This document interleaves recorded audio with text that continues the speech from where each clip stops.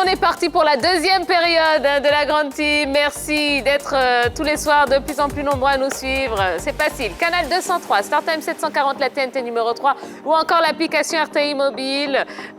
Vous pouvez nous suivre de partout dans le monde.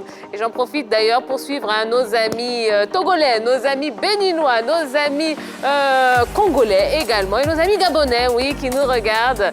Sans oublier le Cameroun. Oui, allez, le Cameroun est avec nous aussi ce soir. Donc, on vous remercie d'être avec nous. Allez, Roger Stéphane, vous êtes arrivé. Bonsoir, comment allez-vous? Bonsoir, Tia. Ça va bien? Oui, ça va très bien. Et vous? Ben, ça va super bien. Bonsoir, Yellow. Bonsoir, Roger Stéphane. Et Roger Stéphane est toujours... Non mais, on va vous séparer, tous les deux d'ailleurs. On va vous séparer. Jean-Philippe, bonsoir. Bonsoir, Tia. Vous aussi, vous allez bien? Vous avez passé un bon week-end? Oui, très bon week-end. D'accord. Heureux d'être de retour. Bon, bonsoir, Yellow. C'est très bien, c'est très bien. Allez, il est temps de retrouver notre invité de ce soir. Il est défenseur dans le club du TP Mazembe, international ivoirien, ancien joueur de Korogo, de l'AS Denguélé, de l'AS Standa et de la SEC. Et pour la Grande Team, il est arrivé hier de Lubumbashi. Merci d'accueillir comme il se doit Wolo Koulibaly.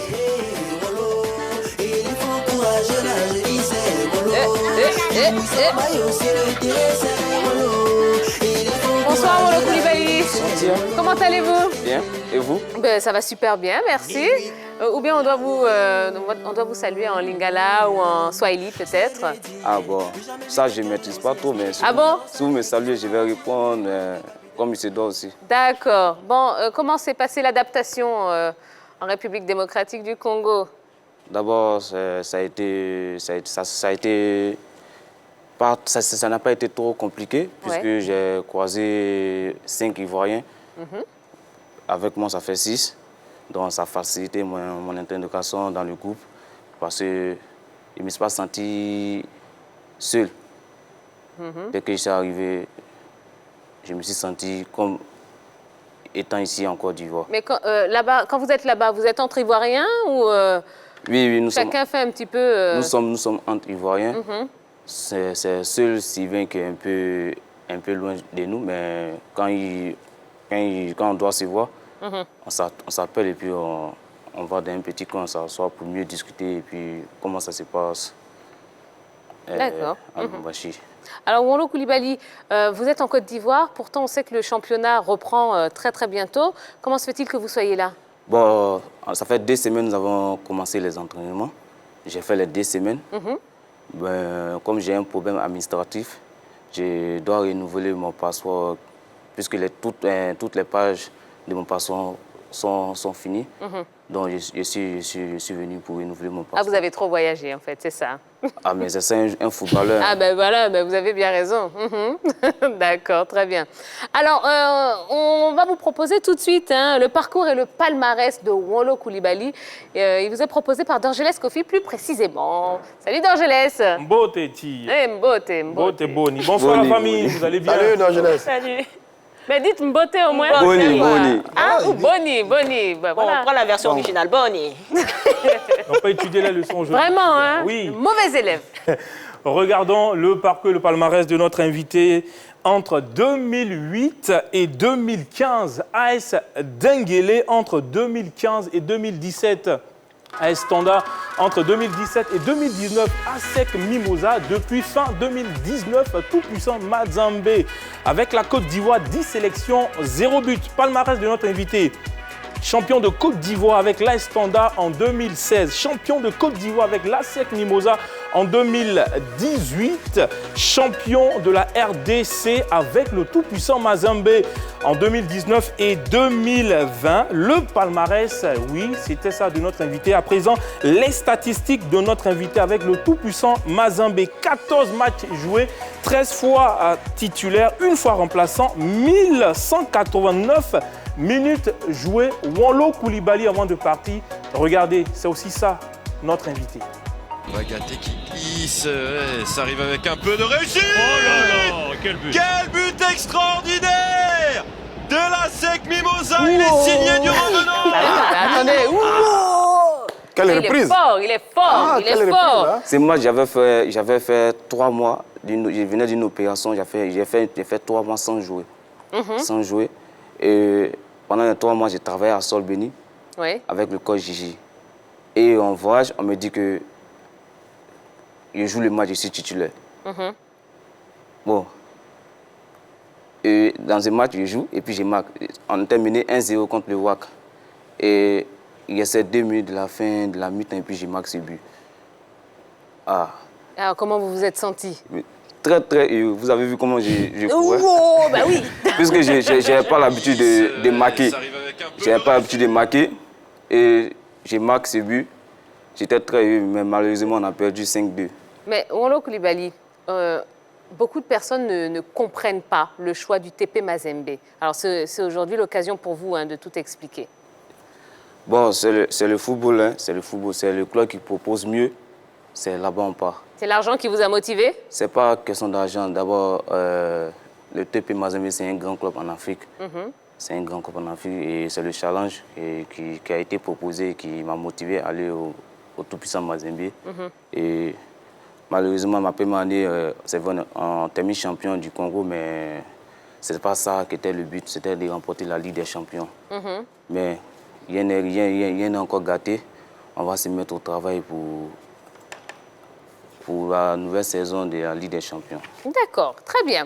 Alors, messieurs, dames, Wonlo Coulibaly est sur le plateau de la Grande Team. Si vous avez des questions à lui poser, vous pouvez le faire en allant tout simplement sur la page Facebook de la 3.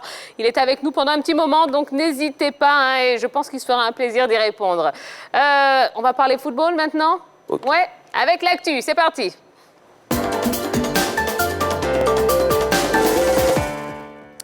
Le championnat de République démocratique du Congo, appelé l'INAFOOT, reprendra ses droits dans quelques semaines.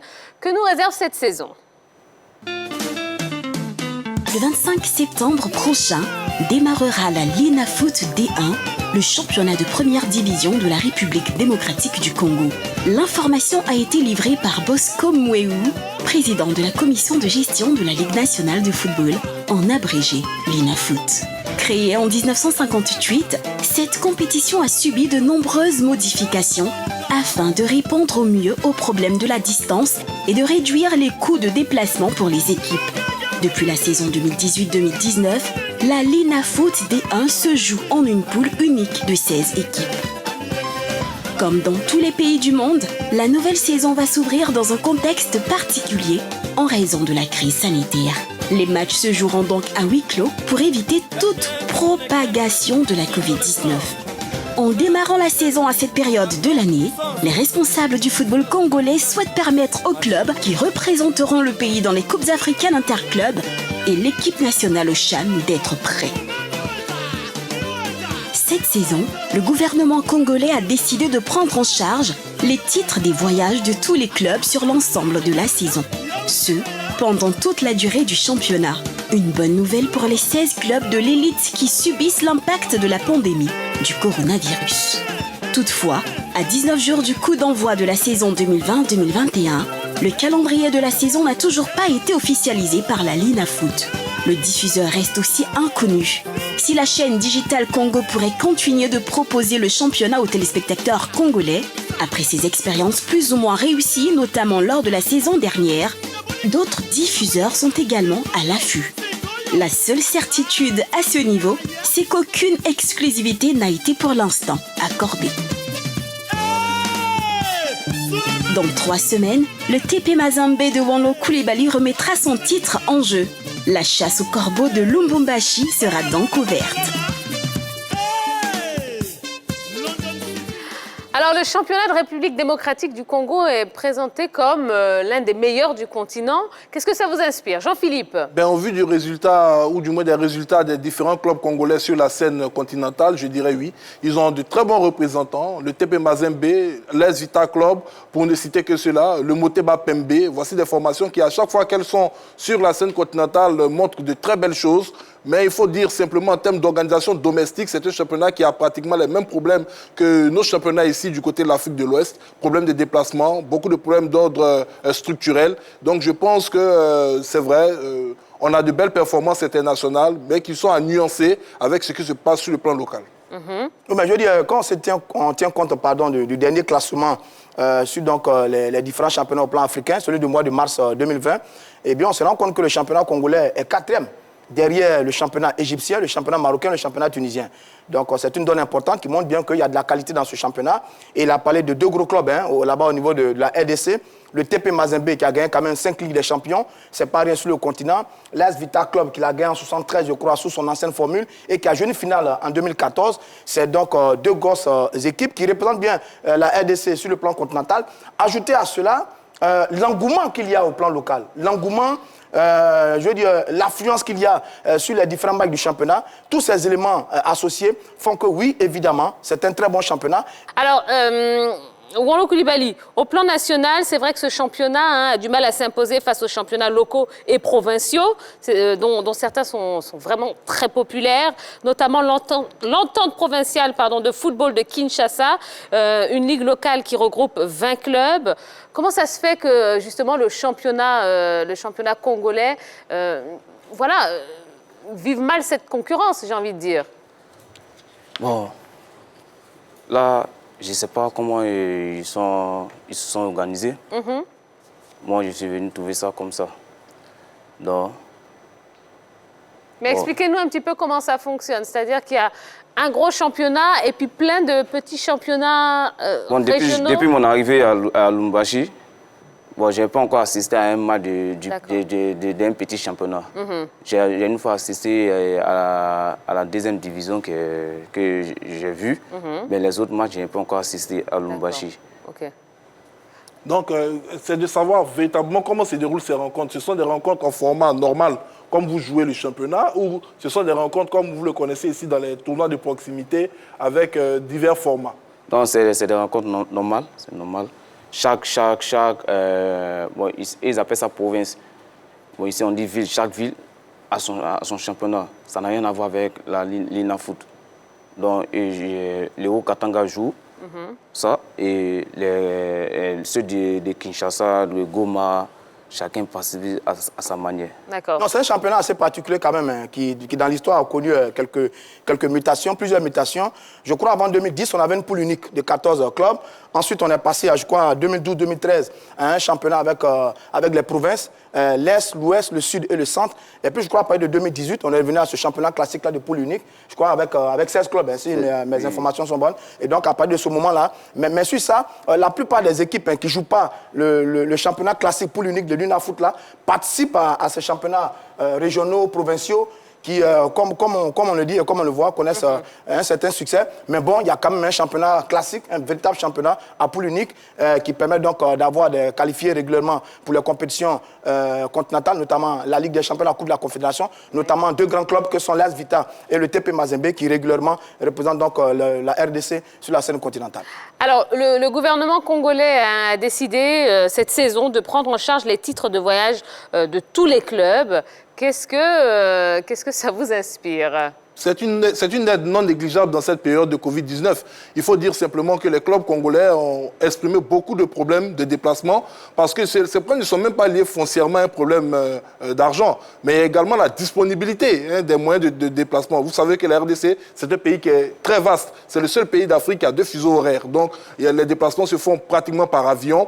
Et je pense que c'est une réponse à un souci qui a été porté depuis fort longtemps par les différentes associations sportives de ce pays. J'espère simplement qu'avec cette aide, les différentes compagnies aériennes pourront travailler de fort belle manière pour permettre aux différentes formations de pouvoir animer assez bien le championnat. Le championnat en a véritablement besoin. Il était interrompu la saison passée et la population veut véritablement se rapprocher de leurs athlètes. Il faut permettre aux clubs congolais de redevenir rapidement compétitifs et cela passe par ce genre d'engagement. D'accord. Alors, c'est vrai que contrairement au championnat de Côte d'Ivoire, celui du Congo, de République démocratique du Congo, il n'est diffusé que par une chaîne locale. Alors, pourquoi la LINAFoot n'intéresse pas les grands diffuseurs? Yellow. Alors, contrairement aussi au Congo, en Côte d'Ivoire, les chaînes locales ne s'intéressaient pas véritablement au championnat local. Donc, les gros diffuseurs ont jugé utile que le marché de la Côte d'Ivoire, le championnat de la Côte d'Ivoire soit très attractif par rapport à tout ce qui est audimat et tout. Mais au Congo, on a déjà des chaînes locales qui s'occupent du championnat. Donc, il n'y a véritablement pas de... Le marché n'est pas très ouvert aux grands diffuseurs. C'est plus une politique de proximité des médias locaux par rapport au championnat local. Donc, il faudrait comprendre cela comme ça. Je pense que ça va venir quand même, hein, parce qu'il n'y a pas beaucoup de championnats sur le continent qui ont de gros diffuseurs quand même. Il y a un panafricain en Afrique du Sud là, qui distille un peu le championnat sud-africain dans certains pays. Et puis il y a la Côte d'Ivoire aussi qui est un peu un bon élève en la matière avec le diffuseur qu'on a. Mais ça va venir progressivement. Il faut savoir que le diffuseur là qui est sur le championnat ivoirien a l'exclusivité de certaines compétitions pour l'instant, notamment la CAN, le CHAN, la Ligue des Champions, la Coupe des Confédérations, la Super Coupe africaine. Je crois que le contrat a été signé en 2017, il court jusqu'en 2024, si mes précisions sont bonnes. Et puis après, peut-être on verra au niveau des clauses, ça va venir progressivement. Mais ça montre bien que, effectivement, on a raison de poser la question, parce que quand même le championnat congolais, il est assez attractif, il est intéressant, il y a de l'engouement, il y a de l'affluence, il y a beaucoup de bonnes équipes. Hein. Le TP Mazembe, l'équipe de Don Bosco, Moulembe, je crois également, l'As Vita. Je pense que c'est des équipes-là qui vendent bien ce championnat de la République démocratique du Congo. Et on espère que les lignes vont bouger et que progressivement, ce championnat-là pourra avoir un gros diffuseur pour être vu un peu partout dans le monde entier. D'accord. Et donc, le championnat de République démocratique du Congo reprend dans quelques jours maintenant. Le 25 septembre. Absolument, absolument. Donc, Wolo Koulibaly, on va revenir à vous. Est-ce que vous avez eu d'autres propositions de clubs pendant le mercato? Bon... Je n'ai pas reçu de proposition, parce que quand on dit une proposition, c'est que tu as tout en face de toi. Ce n'est pas des propositions verbales. Genre, j'ai un club pour toi, ce n'est pas une proposition. Quand quelqu'un veut vraiment une bonne proposition, il propose ce qui est clair pour que le club puisse voir aussi clair. Donc, je n'appelle pas ça proposition, tant que je ne vois pas les documents qu'il faut. C'est ça. Alors, parlons maintenant de la sélection. Hein. Est-ce que vous avez eu des contacts avec le sélectionneur Patrice Baumel? Bon, le sélectionneur lui-même ne m'a pas contacté, mais ses deux adjoints sont en contact avec moi. Oui. Et même pendant la période du coronavirus, bon, nous sommes toujours dans la période du Covid. Donc, quand on a fait un mois de repos, d'abord, pas un mois complètement, on a fait... Pendant les 1 mois, on travaillait en salle de gym.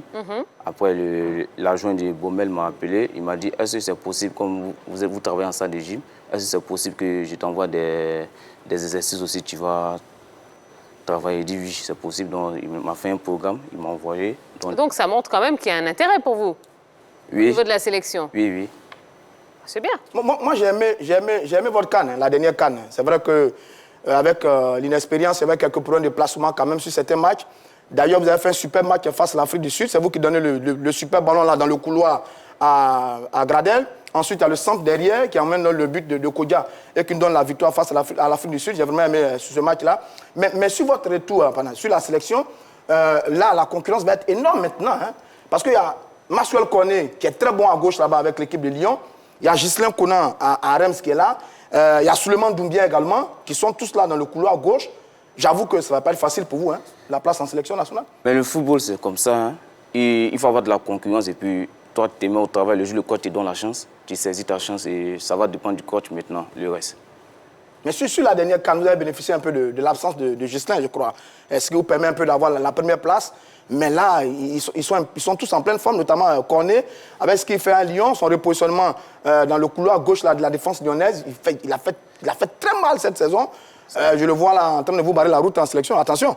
Bon, tout dépend du coach. Moi, je vais travailler de mon côté pour donner le meilleur de moi. Et le reste, maintenant, c'est au sélectionneur de sélectionner qui il veut. Et on verra avec la suite. D'accord. Wolo Koulibaly, définitivement latéral gauche? Bon, à Mazembe, les 3 derniers matchs, j'ai joué défenseur central. Voilà. Et c'est lequel de votre côté vous sied le mieux? Bon, moi, en tant que défenseur central, parce que j'ai été formé en tant que défenseur central. C'est après, je suis venu latéral gauche. Latéral gauche, j'ai joué jusqu'en la Ligue 1 jusqu'en 2015 quand j'ai signé à l'Air Standard en tant que latéral gauche. C'est coach Fumet qui était l'entraîneur. j'ai joué le même poste avec son petit frère. Donc, on perd la Super Coupe et on remplace coach Fumet par coach Amani. Donc, quand coach Amani arrive, il dit les latéraux gauche, positionnez-vous par là. Donc, je me suis mis parmi les latéraux gauche. Il dit, mais qui t'a dit que tu es latéral? Tu n'es pas latéral, tu es défenseur central. C'est comme ça. Il m'a mis dans l'as et l'année, on a terminé champion. J'ai joué 31 matchs sur 31 matchs dans l'as. C'est après la saison qui suit, je joue encore à Tanda. Et puis quand coach Amani part à la SEC, j'étais blessé d'abord. À Tanda, je me suis blessé pendant 4 mois sans jouer. Coach Amani, c'est Amani Yao. Amani Yao, bien sûr. Évidemment. Quand il part à la SEC, il dit, coach, je suis blessé. Il dit, malgré ta blessure, j'ai besoin de toi. C'est comme ça, c'est que me fait signer. Et ils ont décidé de me soigner, m'ont soigné, et puis voilà ce que ça a donné. Moi j'ai une question, parce qu'on essaie de rentrer un peu dans les secrets des dieux.